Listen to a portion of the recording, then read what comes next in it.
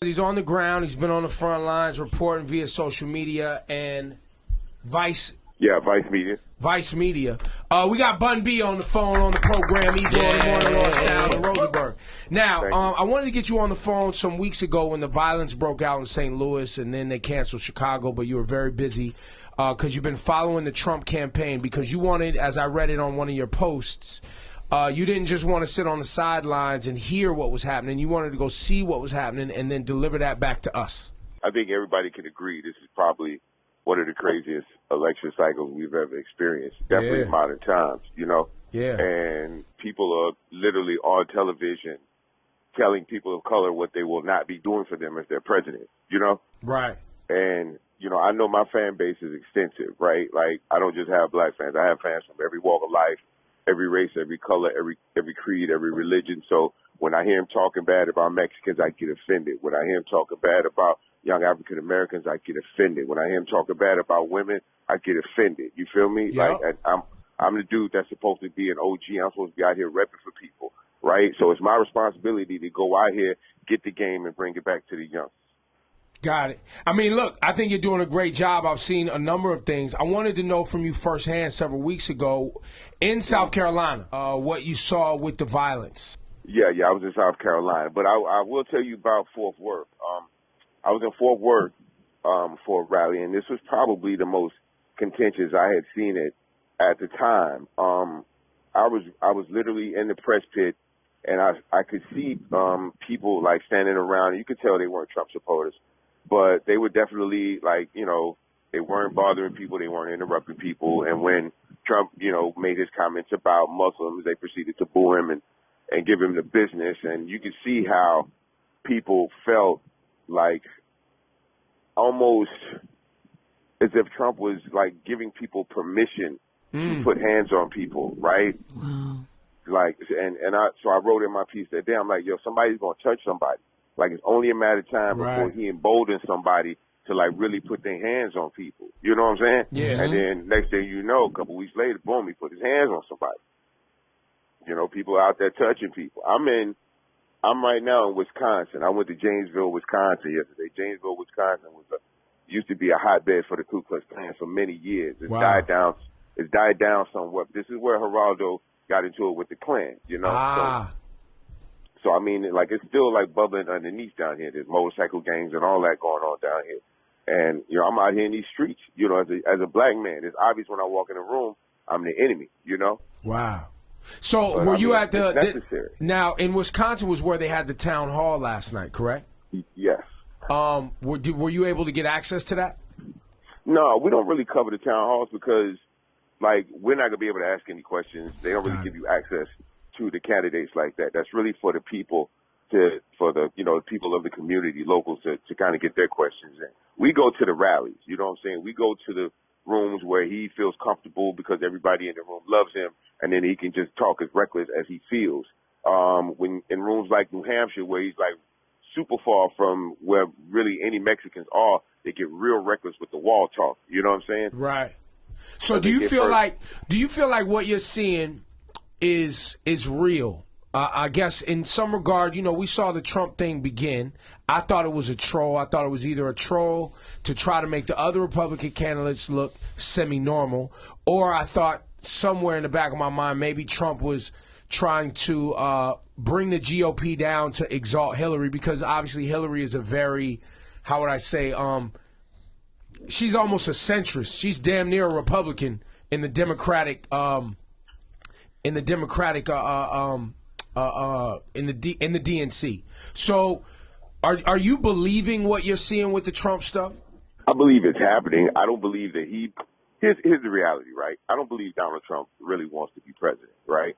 Donald Trump does not want to sleep in the bedroom in the White House. Donald Trump does not want people coming in there, waking him up at 3 a.m, telling him that somebody got shot in Guatemala, right? Those things seem trivial to a person like Donald Trump. The West Wing of Donald Trump's house in Mar-a-Lago is smaller than the West Wing of the White House. His house is bigger than the White House. He doesn't want to live in the White House, and he don't want the responsibilities of being president but he didn't push this thing too far, and he's a person that don't like to lose. So now it's really just about winning. Not winning the election, not winning the office, just winning. You know what I'm saying? That's all he cares about. I don't think this dude genuinely gives a damn about any of the people he purports to represent. I don't think he gives a damn about this country, and I don't think him being president of this country would help us in any form or fashion. No, but I do believe that there's so many people out there that are so mad at the Obama administration and are so mad that that Obama won 2 elections that they think that this is a victory against Obama by voting for Donald Trump. Most conservatives don't believe in Donald Trump. Facts. Most of the people I interviewed don't believe in Donald Trump. Okay?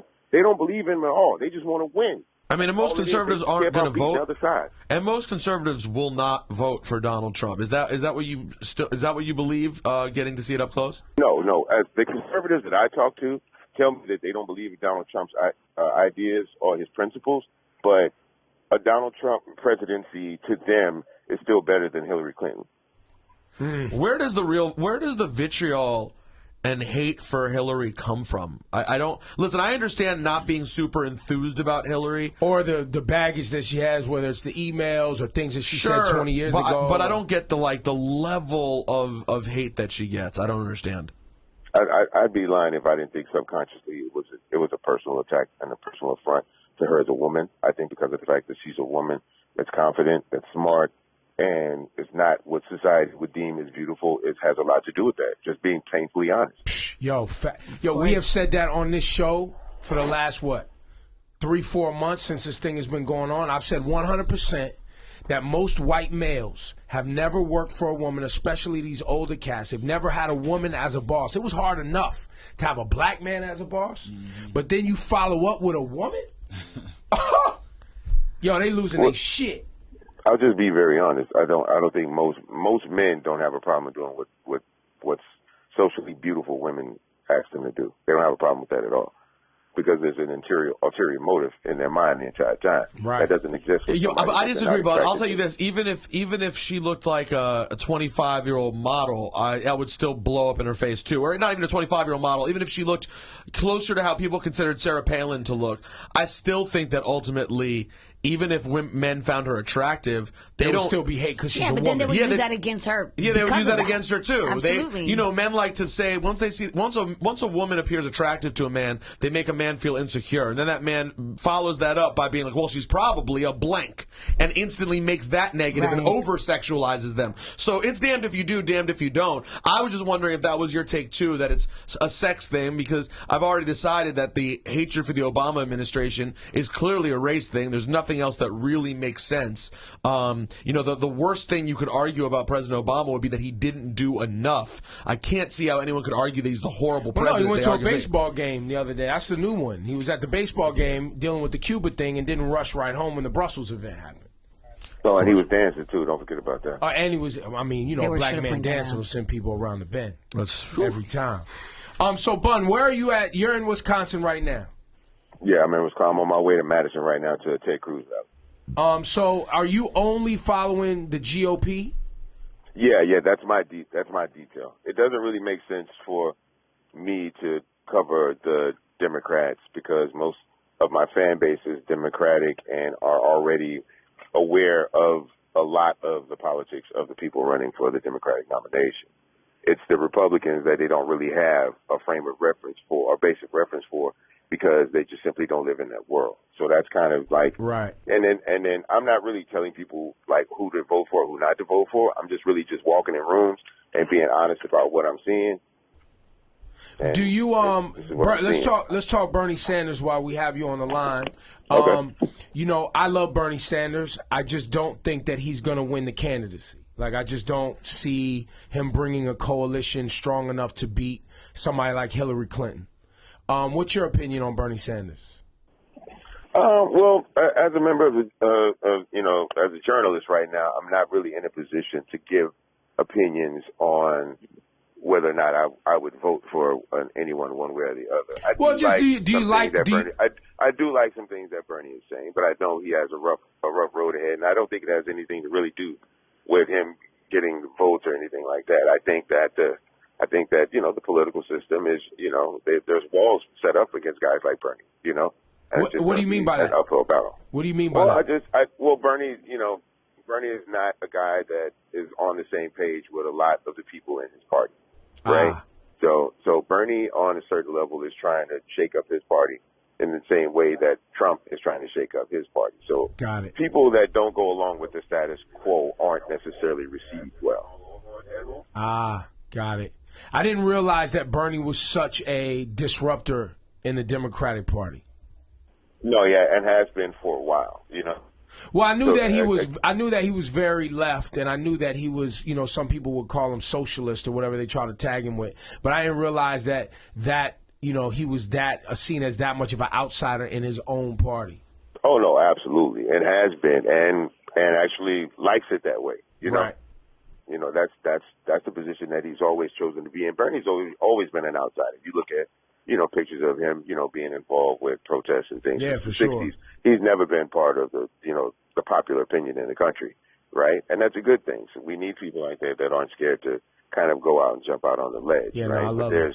But there's different tangents to that as well. You know, there's people on the other side, on the Republican side, that want to shake up things and bring things in another direction. And I don't know. Again, all these things benefit certain people and not others, right, on both sides. So, of course, there's going to be opposition to either side. So I heard in the town hall meeting last night, John Kasich said, you know, out of the 10 times that they've had the Republican National Convention, only 3 times has the leader going into the Republican National Convention actually won the nomination. And are you seeing any of the possibility of Trump not getting this nomination being a reality? Well, I mean, there's a very strong possibility that if they go into a contested convention, that Trump could still be a first ballot nominee, right? But I mean, we've already seen Trump vaguely threaten the GOP by saying that, you know, with suggestive language, right? Suggestive language is leading to supporters. So I'll give you an example, Ebro. If I wake up one morning, right, and I say, I don't like MC so-and-so, right? I think MC so-and-so be tripping sometimes. And if MC so-and-so was to come where I'm from and try what he's trying out there, that might not fly so well, right? That's right. I just gave the goons the green light. You feel me? Yeah, and Trump has already done that with his, they're going to riot if I don't get the nomination. Exactly. And he doesn't say they're going to, he said they might riot. And so what do the supporters say? You damn right we're going to riot. You know, hell yeah, it's suggestive language. It's leading, and it's just another part of the rhetoric that goes on when he's in a room with people.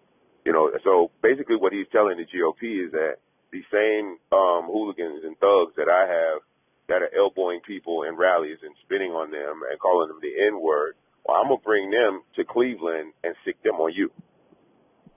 Wow. And you think it's a real possibility that this thing could settle? I know it's a possibility. I'm in the room with the followers and the supporters. I was with a guy last night that's been to 29 Trump rallies. That's real life. That's a super fan. I know, and he's documenting all that's this on like social media. Rosenberg and wrestling. These people are about that life. Yeah, well said. I've definitely been to 29 wrestling shows. Exactly. You know what I'm saying? And so the GOP convention in Cleveland is WrestleMania. Wow. Yeah, it's going to be wild. Ladies and gentlemen, this is our very own friend of the show, Bun B. We always appreciate you coming by, dropping some information and knowledge on us. If people want to follow you on IG or Twitter while you're on the front lines or follow what you're doing for Vice Media, how do they do it? The best way to follow the content for me with Vice Media is by following my Twitter, but at Bun B Trillo G, or by following at Vice. There it is. Bun B, man, we'll check back. And so the Cleveland takes place when? July. So you're going to be on the road from now till July. I'll be on the road from now to November. All the way to the election. I'm not stopping. Even if I stop coverage with Vice Magazine, my duty is simple and plain. I have to be out here giving game. And are you on a path yourself to be more involved in politics? Do you see yourself running for office or any of that? No, I don't think that's the place for me. I think I can be a voice of my people and a representative of my people in a position that doesn't behold me to higher powers and institutions that I don't want to be aligned with. That's right. And so you're going to be a political pundit at some point. I'm just going to go wherever I see that there's information that young people, people of color, and the people that I represent need. That's where I'm going to go find out what's going down, and bring it back. Well, I don't care if that's the political system, if that's the streets, the music industry, criminal justice. I don't care. This is my calling right now, dog. Like, I done a lot for myself personally. You know, I've achieved a lot personally, but I want to leave a bigger legacy behind than just music. I love it, and man. I feel like this is a part of it. Yo, I love it, bro. Keep going, man. And we'll be following, and I appreciate you, and we'll check back in with you. Thank you, Ebro. All right, man. Bun B.